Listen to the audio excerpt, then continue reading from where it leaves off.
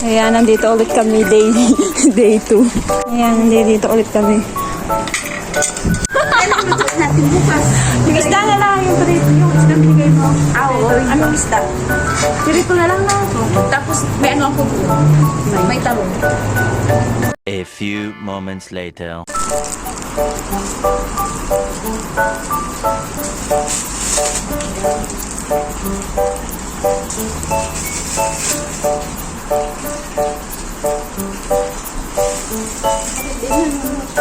Oo.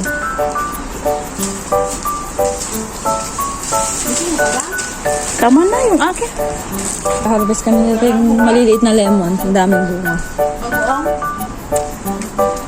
Suka din, pwede. Eh, tolo, pwede din. Dilaw ba ang gusto mo lang? Pwede din green para matagal.